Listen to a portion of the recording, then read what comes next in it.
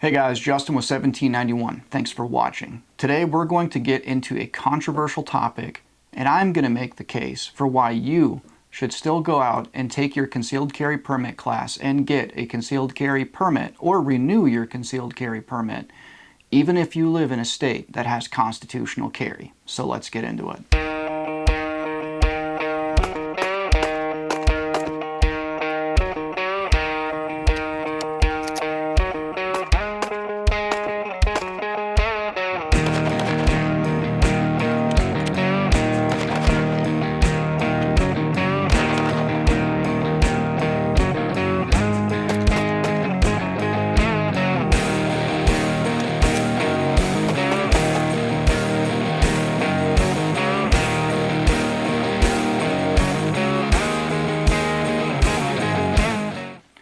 So, the economy's rough, right? Things cost money, groceries are expensive, and taking a concealed carry permit class, that costs money. It doesn't just cost money from the perspective of like you need to pay the teacher or the instructor. It's going to cost money for the ammunition. It's also going to cost money to travel for it if you have to drive a little bit to go to it.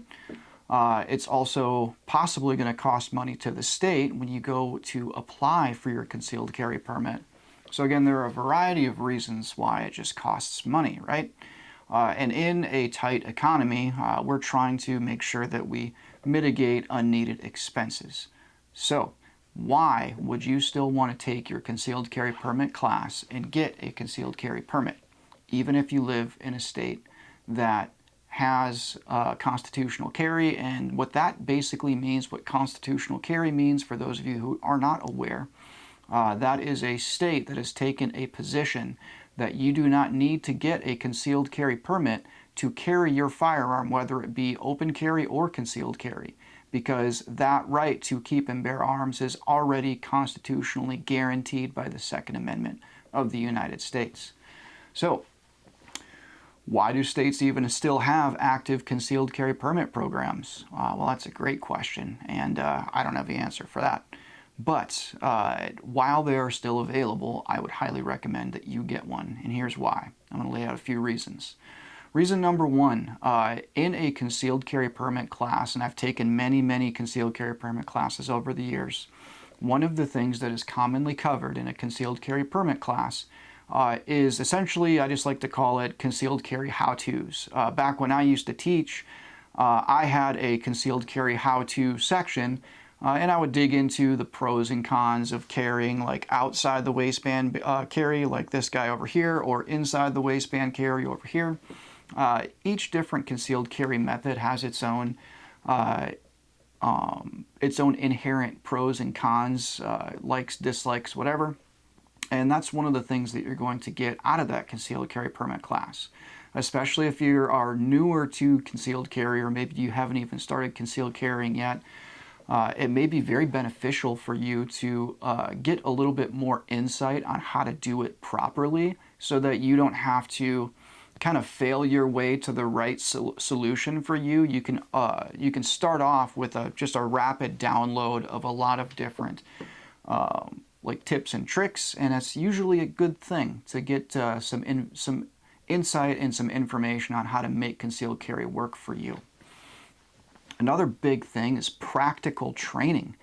Now, I discount any concealed carry permit class that doesn't have firearms training that is a part of the curriculum.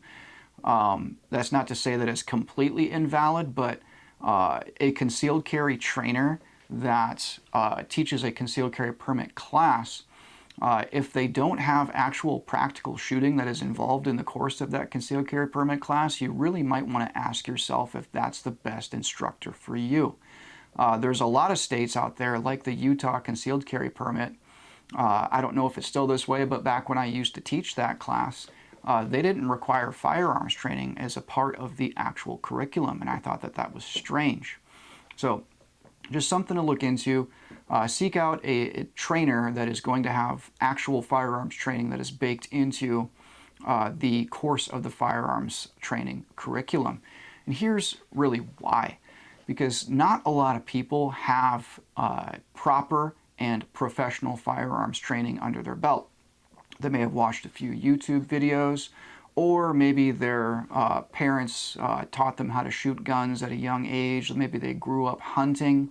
I've heard a lot of excuses from people on why they don't need firearms training, and it's kind of scary and kind of sad, really. Just because you grew up hunting, that in no way, shape, or form prepares you for the extremely high stress, high anxiety, very, very volatile and violent situation of a use of deadly force encounter. It takes some very specific training on how to navigate that, do it properly so that you don't get yourself in trouble, and really, most importantly, to survive it. So the practical training aspect that you get from a proper concealed carry permit class from a reputable instructor that really knows what they're doing and someone that really truly cares about increasing people's survivability rate in a deadly force encounter, that's very, very clutch. It's very important. Something else that you're going to get out of a proper concealed carry permit class, and by extension applying for and receiving your concealed carry permit, is something called reciprocity. So just because your state has, let's say, constitutional carry, you don't necessarily need a permit to carry in that state. That may be the case, but you may go on a road trip with your family one day and you go into a state that doesn't have constitutional carry, and then you could, by extension, be breaking the law by carrying a firearm in that state, especially if it's loaded. So that is a very, very important reason on why it's important to go ahead and get your concealed carry permit, because you're going to get reciprocity. There's a lot of great resources out there on where to check your state's reciprocity against other states. One that I used to always recommend to people when I used to be a trainer is the USCCA website. That's United States Concealed Carry Association. So USCCA's website, they have a reciprocity map where you can click on your state, and then you'll be able to see all the other states that your concealed carry permit is valid in. And that is a very useful tool, especially if you travel a lot. Probably one of the most important things you're going to get out of your concealed carry permit class is understanding of the legal considerations and the legal implications to carrying a firearm.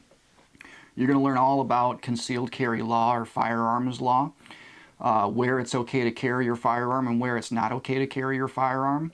A really good firearm trainer is going to dig into the actual legal doctrine for your specific state, and they're going to read through some of these laws to help you understand and open up dialogue in the class, and being able to ask questions back and forth.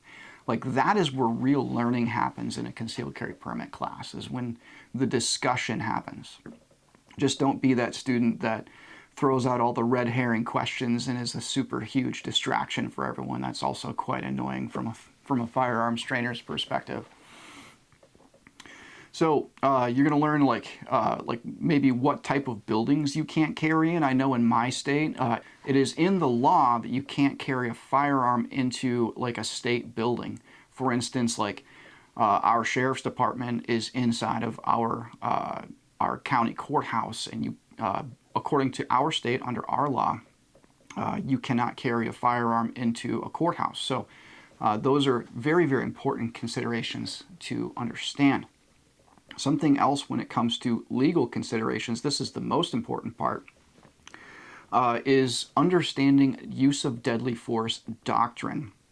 Essentially, what different criteria need to be in place to where you're going to be within your rights to use your firearm to defend yourself.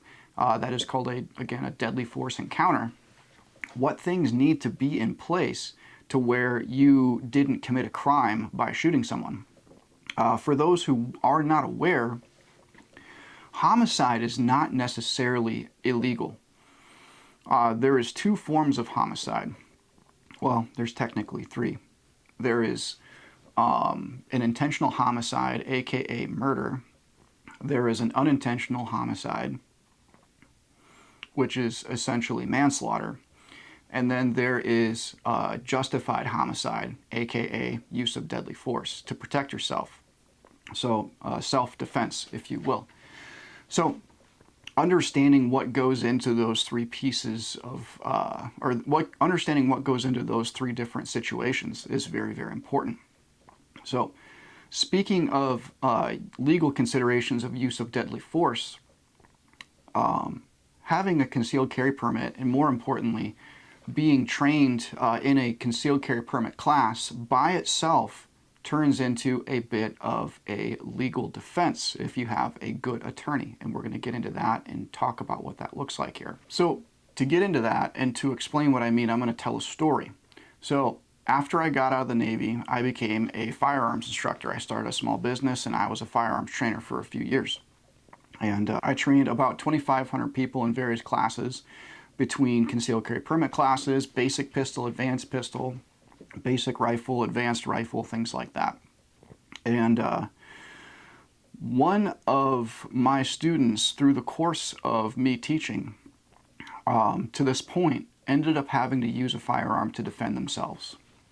And the strange and interesting thing, that actually happened after I stopped training. I had stopped training at a certain point, and I took a job in the firearms industry, and I moved away, closed down my small business. So one time I was at a trade show when I was working for the holster company I worked for at the time, and it was a very busy trade show. I was manning the booth, talking to customers and whatnot, and I broke away for lunch, right? And I listened to my voicemails, and I got a voicemail that kind of like shook me to my core. The voicemail went something like this. Hello, this is Masad Ayub from Masad Ayub Group. I'm calling to inform you that you have one of your students that has used their firearm to defend themselves in a deadly force encounter, and the attacking party is deceased. Your student is being charged with murder, and I wanted to talk to you a little bit about what went into your class so that we can help defend your student. Now, that scared the crap out of me, being very, very transparent. I've heard lots and lots of stories, or horror stories really, of concealed carry permit instructors being thrown under the bus by the legal system, and I was afraid of that. I was afraid that, I was afraid for myself. I wasn't at the time thinking about my student. I ended up calling a mentor of mine by the name of James Yeager, the late James Yeager, the legendary James Yeager. And I explained the situation to James, and James simply told me this. He said, call Moss back. And call Moss back I did. And anyways, I provided a sworn affidavit to what was in my class, and the savvy defense attorney for my student. And for those of you who aren't aware, most lawyers are not experts in use of deadly force law. That is a specialty, much like not every doctor can be a surgeon.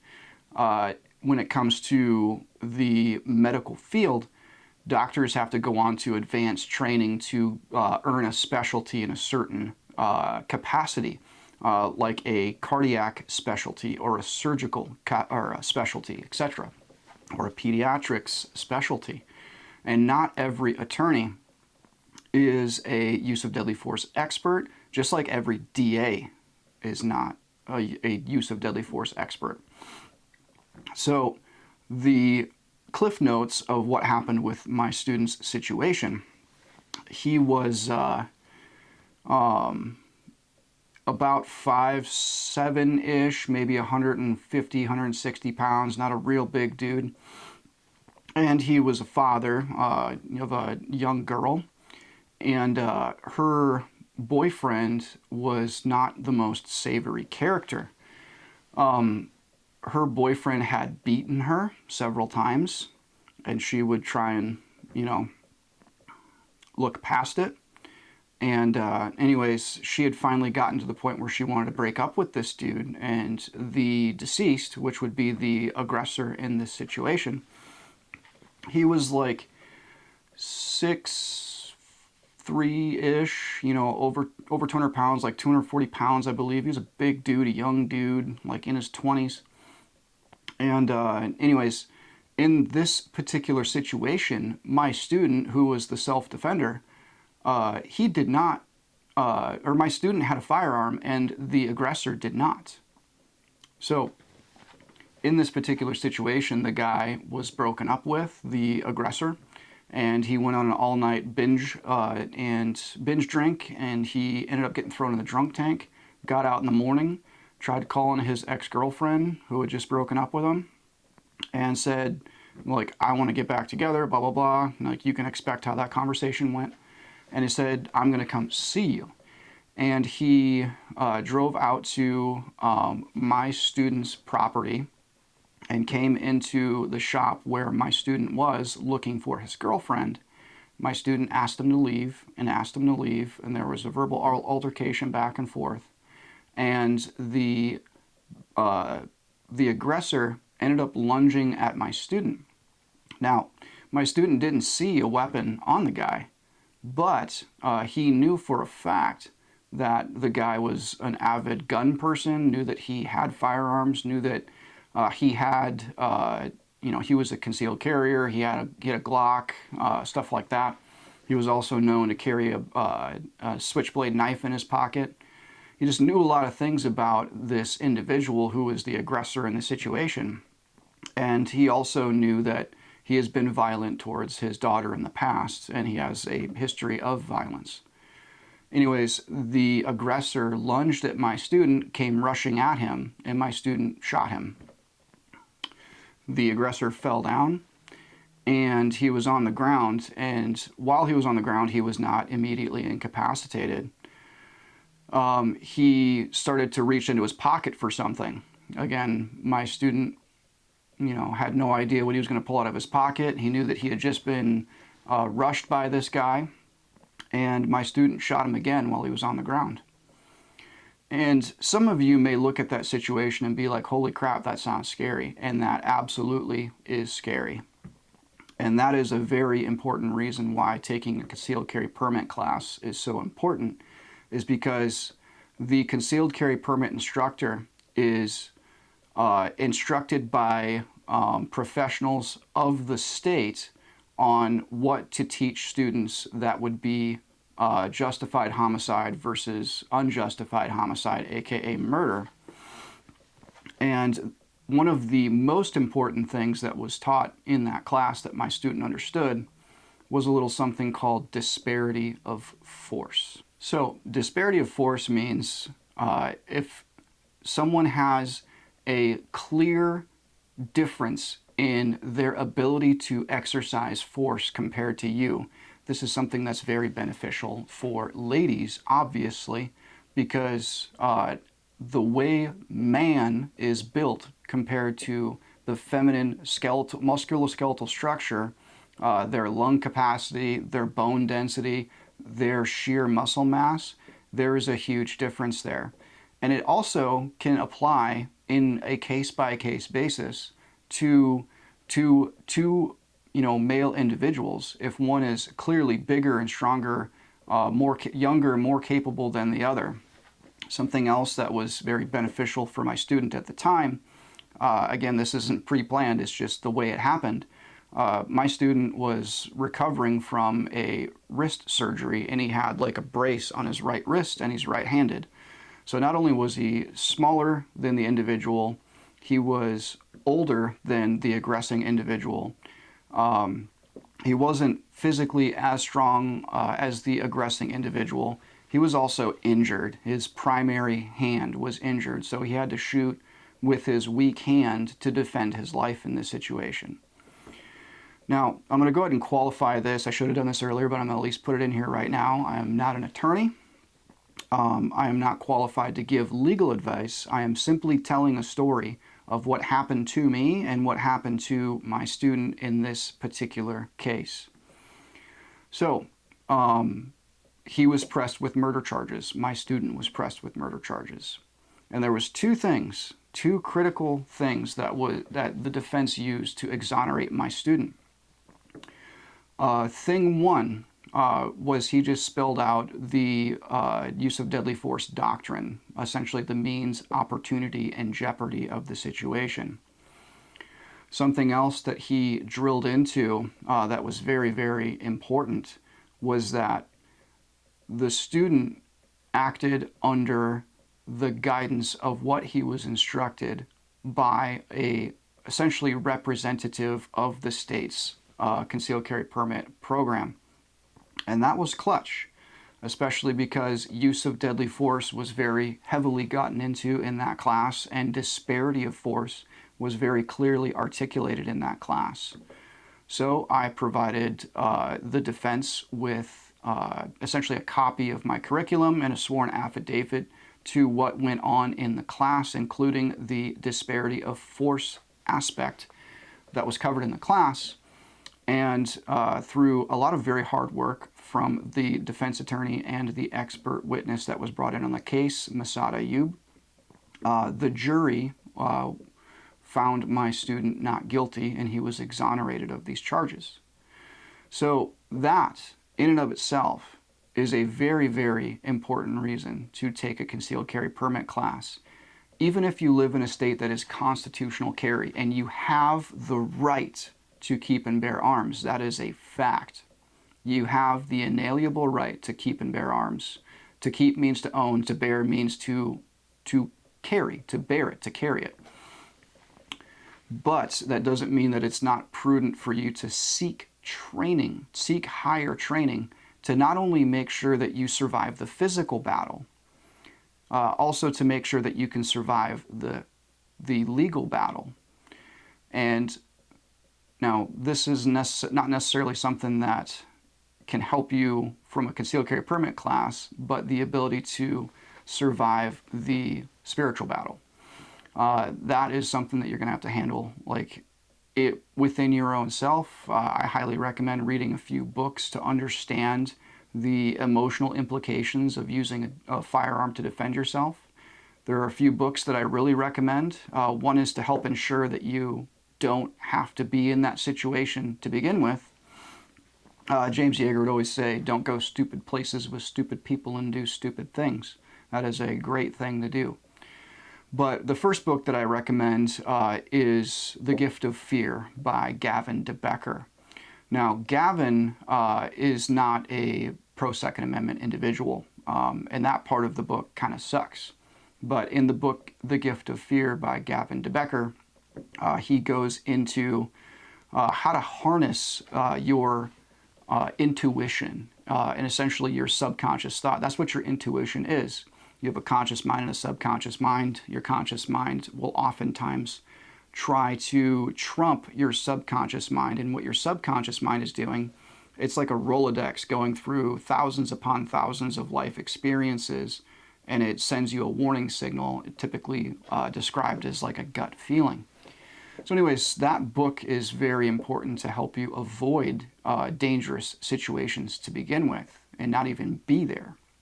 And then another book that I highly recommend by Colonel Dave Grossman is called On Combat. He also has another book called On Killing.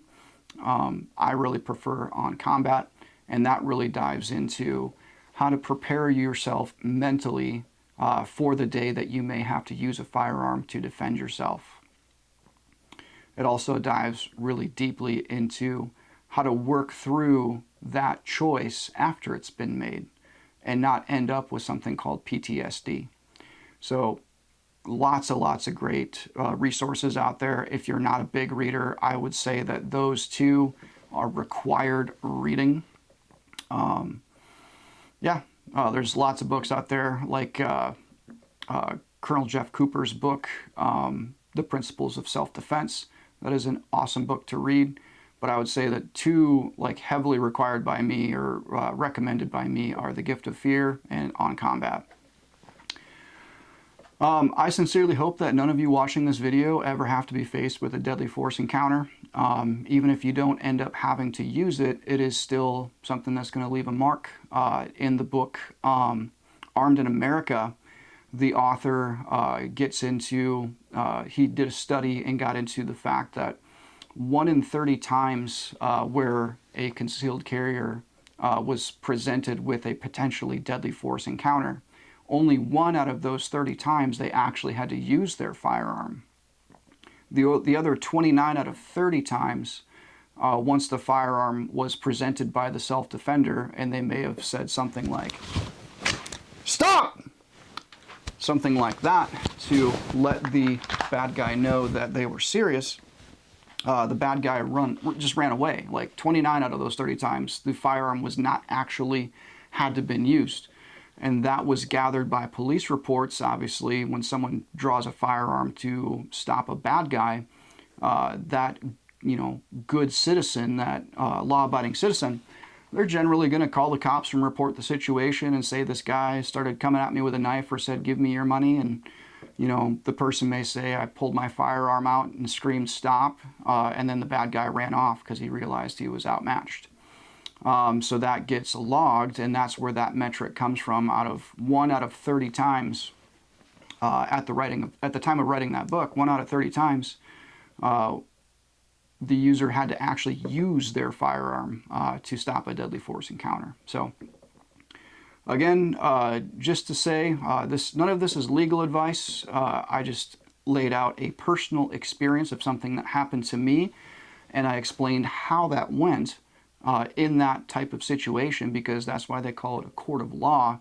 It could go a great many number of ways, and that's how it happened in my particular story. And it's up to you guys to make the right decision and to better yourselves and stay ready. So please like and subscribe. Share this video with your friends if you think this was helpful, and comment down below on your thoughts on carrying a firearm, and more importantly, taking a concealed carry permit class to not only better yourself, but to help make sure that you're armed with the appropriate knowledge and wisdom to defend yourself in the moment, and also defend yourself in the legal battle to come. So until next time, guys, carry your gun.